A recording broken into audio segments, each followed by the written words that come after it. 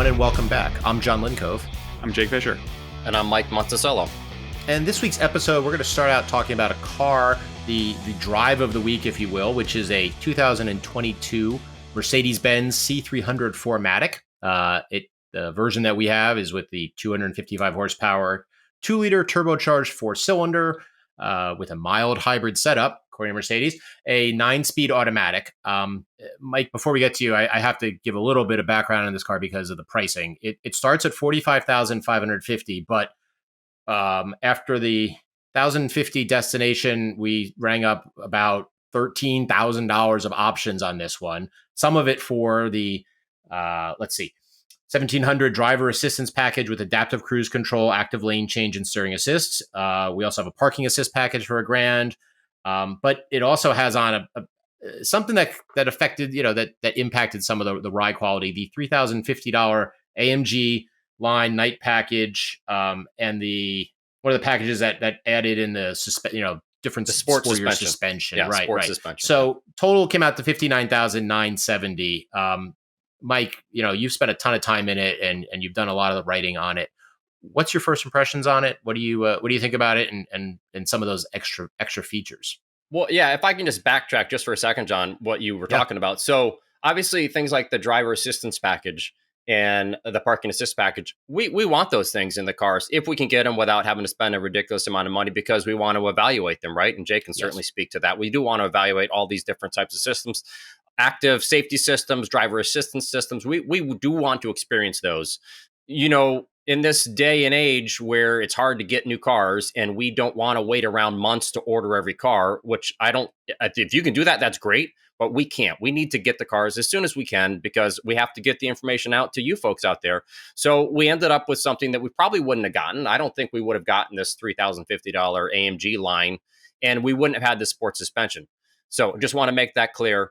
That sports suspension alone does make the car better. And it also makes the car worse, and we can get more into that. But forgetting that, because I don't even think that's the biggest issue. Those are the biggest issues about the car, and we'll see if Jake agrees with me. But I think what you have here is a car with a fantastic powertrain, okay? I mean, a truly wonderful powertrain, and annoying controls that you use every day. I don't care. Like for me, if I can plug in my Apple CarPlay, and I can adjust the AC, I'm pretty good to go, right? And we can get more to the controls. But there's some things about this car that just make living with it daily annoying. And then the other part of living with it daily is the brakes. It has some very an odd brake feel to it that would bother me on a daily basis. But so if we stick with the powertrain, plenty of power, super smooth shifts, great acceleration for like a 2-lane passing zone. I was so impressed. I needed to get around a slower car, and it was. I mean, for only, what is it? You say 255 horsepower, John? Yeah, 255. It feels like it's packing a lot more than that. And that part's great. The transmission works so well. So it has a gear indicator in the instrument panel, which I love. Ford has been doing this with the F-150 for a while. And you can, that has 10 speeds, right? This one has 9. And so you always know what gear you're in. So one time I prodded the gas pedal pretty hard.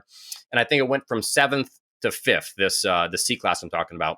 Imperceptible. Didn't even feel. I only knew what happened because I could see the gear indicator go from 7 to 5. So that part is fantastic. I will say that the engine stop-start system. So, like you said, this is a mild hybrid, John. The stop-start system, which turns off the engine at stoplights to save fuel. It's a little disconcerting because sometimes it will shut it off before you even come to a complete stop, which most systems don't quite get that aggressive with it. And the other thing is, I didn't understand.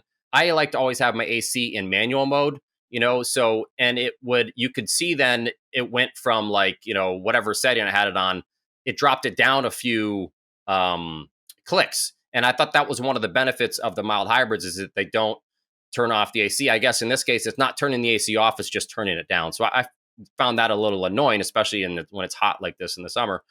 But beyond that, the handling is quite good. I think in part because of this sports suspension that we have.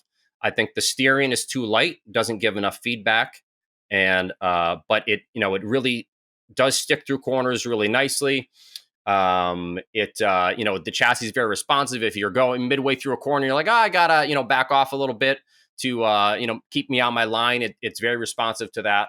All right, so driving aside, Jake, you're in the car every day, so you're experiencing the driving, but the interactions, with the steering wheel and the controls. Mercedes has been going for, continually modifying and updating their command system. What have they done this time? Because the notes that we have from all of the drivers tend to talk about it being almost infuriating. It is high tech. It's got capacitive controls. It's got bright screens that you could see what your car looks like, and you can change your gauge cluster like half a dozen ways. Doesn't make the car better to drive. It just is a lot of dazzling, which kind of gets in the way of the driving experience, unfortunately, especially with some of the capacitive controls that they have on the steering wheel, because you're driving along and maybe you're having a good time, and all of a sudden, oops, I changed something because accidentally I touched the wrong part of the steering wheel. But I think it's kind of indicative to like what they're trying to do here. I mean, let's back way up here. We have a car here that is a small car that costs 60 grand. Does this car even matter anymore? I mean, it's funny because like the C-Class was always kind of like the mainstream of Mercedes-Benz, like the 3 Series of BMW for years and years. Today, Mercedes-Benz, BMW, they're SUV companies. Right? I mean, if you're paying $60,000, you want an SUV, you want something that's roomy. I mean, that's what the market is going here. How do you go sell a car that's the size of a Corolla for $60,000? What they're doing is they're trying to put in all this technology to say, oh, look how the differentiated. And don't get me wrong, it's not just about that. The interior is very nice. The interior is gorgeous. But is that enough to try to have that price tag on it? And we see this technology that goes into these vehicles. They know that people buying the size of vehicle are looking at Tesla Model 3s and being very happy with those vehicles. So they're trying to put this technology in. Unfortunately, sometimes that technology gets in the way. It doesn't actually make the car better. It might impress you in the dealership. And you might look in the dealership, it's like, wow, I'm sure I'll figure this out. But it makes the whole experience a little bit more difficult and less stress-free. I think but they're gonna put this into all of their SUVs as well, and any EV as well. They're all. There's no question that it's not that it's a sedan that they're trying to, I think, zazz people up with this. Is that they think touch capacitive controls are the way to go, and we know it's not. I mean, when you're trying to, there's no volume knob anywhere in this car, and when you are trying to use the steering wheel control to get the volume to go up and down just by sliding your thumb, well, that's not very precise. And the same thing with the cruise control, right? They have the cruise control with the same kind of, if you press the button on the end, it goes up by 5 mph increments, which most people don't want. I know I don't want. We have data showing that people don't want that too. And so then, but you can do it by 1 mile per hour, but you have to do this slidey, scrolly thing. I can't remember which thumb it's with, and that also, just like with the volume, is imprecise. And like you said, Jake, it's now making it more distracting to drive just to do some of these functions that you should be able to do very easily without having to really think or try too hard to do. To go into Jake was talking about early on, is that it takes the performance and it takes the driving element out of this car, because the C-Class was, again, the performance. I mean, we look back at the hot sedans, the sporty turbocharged C-Classes, and I'll go date myself 80s and 90s or whatever, but that, and like you said, the 3 Series and such. Now you're adding in all of this extra steps, not confusion, but just unnecessary extra steps that take away from the raison d'etre, if you will, for the car. It's supposed to be fun to drive and sporty. If it was for carrying people around and showing off, you'd be buying an E-Class or an S-Class or an EQS, which, is its own whole thing.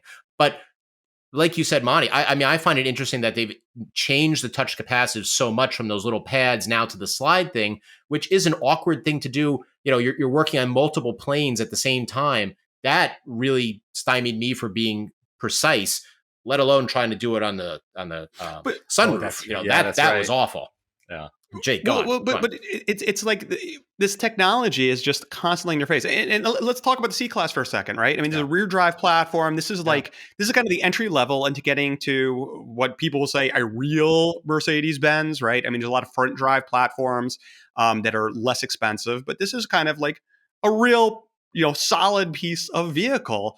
But unfortunately, it seems like there's all these screens that are trying to get your attention and get your mind off of the driving experience. I mean, just an example. I mean, you go through. Did you see the fuel economy drive smooth mode? There's like this like cyber ball that goes and rolls back and forth, and it's like it tries to get you to drive smoother, but it's like you can't help but stare at it when you should be looking where you go.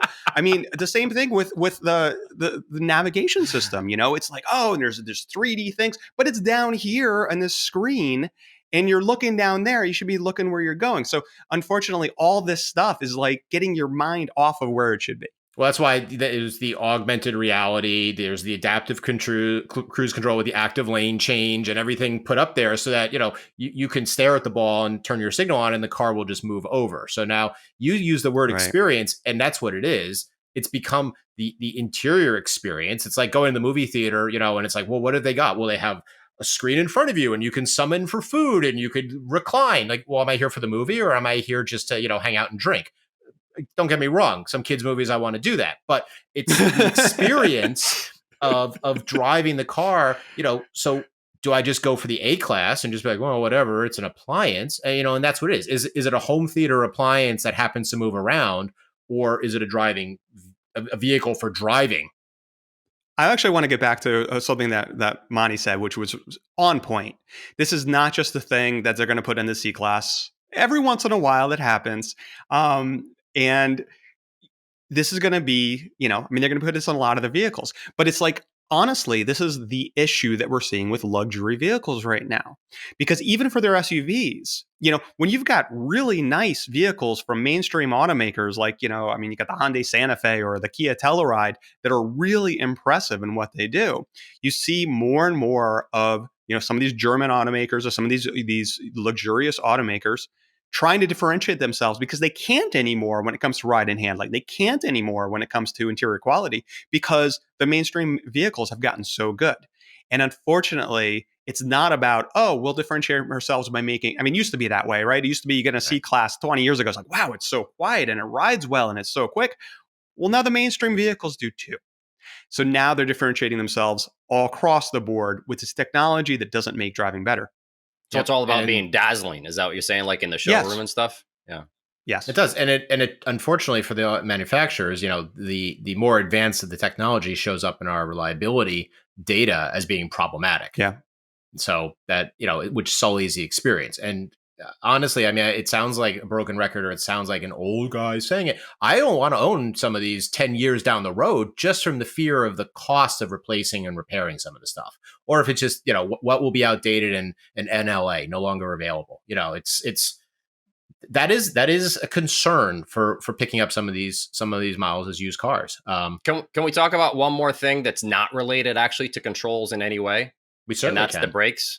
Yes. And I found them very odd and kind of close to being, I don't want to say terrible, but that basically they're very spongy at all times. And so when you first press on the brake pedal, you feel like it's not doing anything.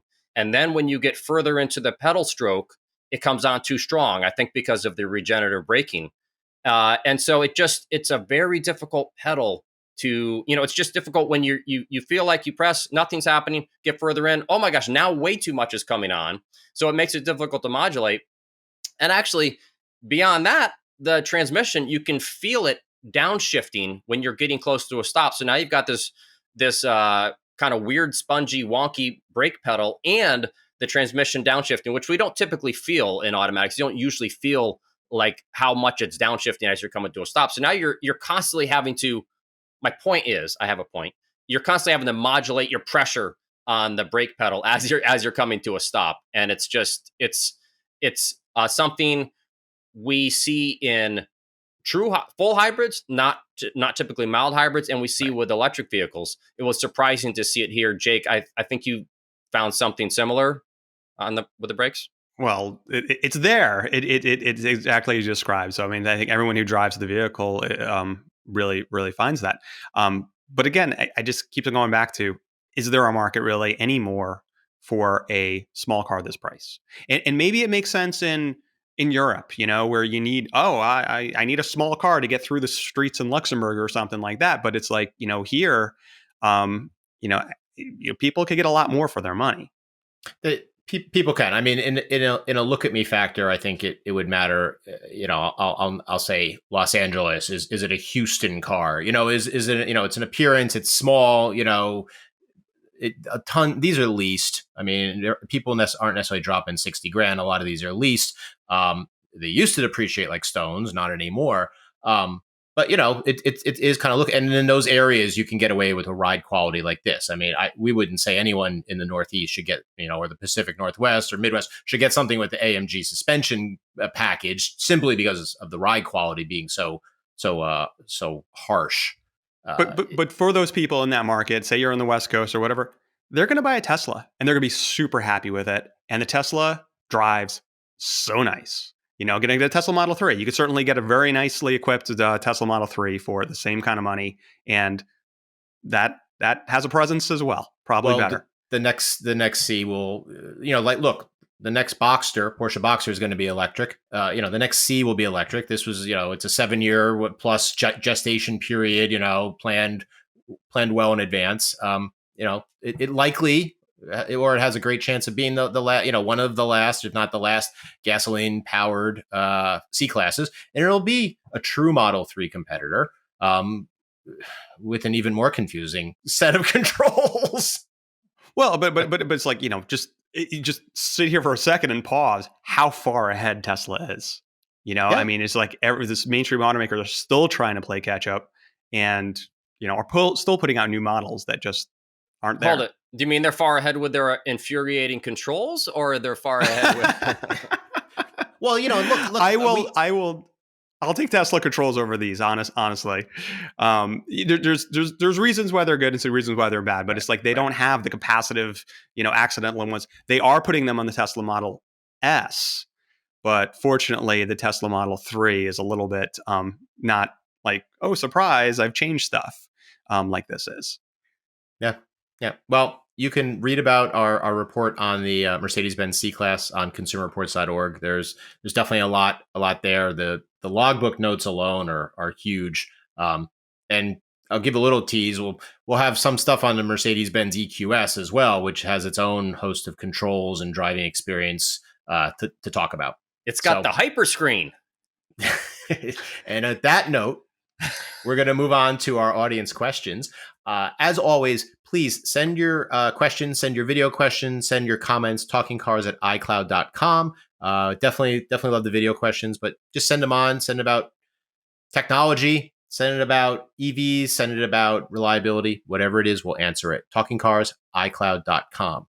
This week, we have a question, comes from Seth, and Seth says, why does CR's review of the Mazda CX-50 say the ride is awful, but Car and Driver's review says it has a great ride?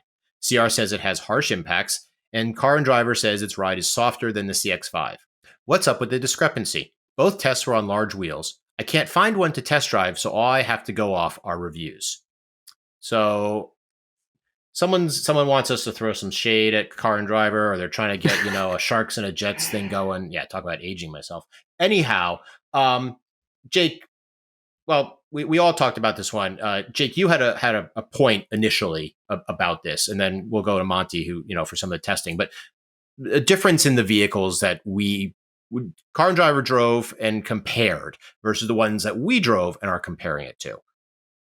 Yeah. So Car and Driver didn't say, well, I mean, even more than it was in the question. I mean, Car and Driver didn't say it was great. They said it was better than CX-5.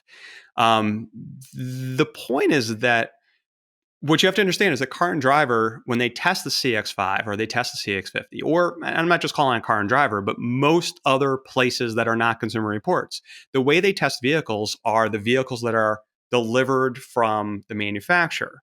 And I'm not saying that they're wrong vehicles or they mess with them. What I'm saying is that often, I mean, we get those vehicles too. We rent vehicles from the manufacturers prior to us buying them. We don't do test data on them, but when we get the vehicles from the manufacturer, and when Car and Driver gets them, it's usually a high trim vehicle. So Car and Driver, going back to Car and Driver, they were like, well, it's better than the CX-5. Well, the CX-5 that they evaluated was on 19-inch low profile wheels and tires. That is not really the mainstream Mazda CX-5 wheel and tire combination. When we tested it, we did it on 17s. So the CX-5, when we tested it and we tested the vehicle that most people would buy, it actually rode better. Absolutely. This CX-5 with the 19s that was presumably delivered to Car and Driver, that may have rode worse. So it's the comparison of that. All things being equal, we tested the CX-5 with the 17s, 20s on the CX-50. I mean, there's just physics and calculus here. I mean, it just, with those low profile tires, the impact harshness is worse. Absolutely. We're not saying, I mean, I'm not measuring spring rates here. I mean, it's possible the CX-5 actually has a little bit of a softer suspension, but with those low profile tires, it was absolutely worse in terms of impact harshness. Yeah, I mean, for the data, and Monty, I want you to talk about the CX-50 against the category. So, Car and Driver drove a 2.5 turbo signature. Like you said, the auto manufacturers put their best foot forward, so to speak, with their top line. And that had the 225 50 19s. The CX-50 had 245 20s, 45, so even smaller, lower aspect ratio as well, 20-inch. But Mike, the CX-50 isn't just, in our opinion, worse than the CX-5. I mean, because we're looking at it compared in the category, and it's harsh just overall, right? Absolutely. I mean, you'd be hard pressed to find that many vehicles that have come through recently that actually ride, worse than the CX-50, in my opinion. I mean, we're talking, you've got to look at pickups, ride a little bit worse. Honda Civic Si for sure rides worse. We're Acura Integra, Subaru WRX. Okay, but these are vehicles that shouldn't, the CX-50 should ride way better than those things. And also, it's marketed as kind of an off-road-ish vehicle. Now we know the reality is it's not an off-road vehicle, but it's marketed like it would be against a Subaru Crosstrek or a Subaru Outback, right? Vehicles that have some level of being able to go off-road. In what world do you put 20-inch wheels with 45 aspect ratio? That means a short sidewall tire on an off-roady-ish vehicle. You just don't do that. Subaru doesn't do it. And that's why, I mean, the Crosstrek and Outback ride really well, right? Partially because they don't put ridiculous tires on them. And keep in mind, the CX-50 we bought for our test program, that is the trim line that most people, according to Mazda, are going to be buying. So this is Mazda, for some reason, outfitting the most common trim with way overdone wheels and tires. So that's on Mazda. But yeah, go ahead, Jake. You were going to say something. Well, I'm just saying, I feel like the stylists are fighting, or something, because, I mean, it looks great with these low profile tires and these huge wheels. But what kills me is, again, like you said, off-roady. It's like, we drive these vehicles all the time, and we keep on finding these real low profile tires on SUVs that are supposed to be like off-road. It could be a freaking Jeep. And like all of a sudden I go to the parking lot at the supermarket, and I'm like terrified of touching the curb with this SUV. My wife's Prius has got these tall sidewalls. I'm fine. So, I mean, it's just like really strange that we're seeing that. Yeah.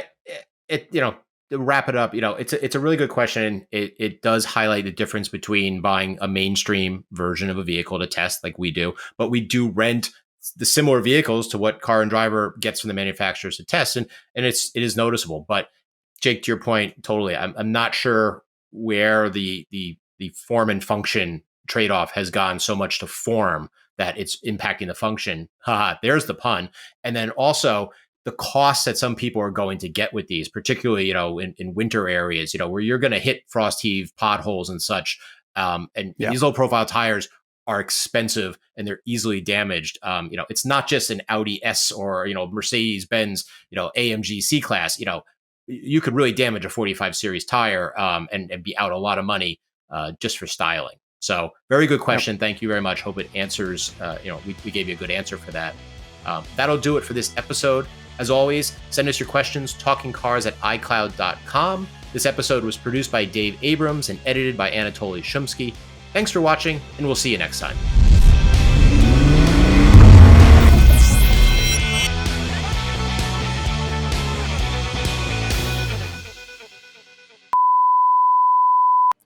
I love my Razor. Jake, the all right, we got to back that out and do it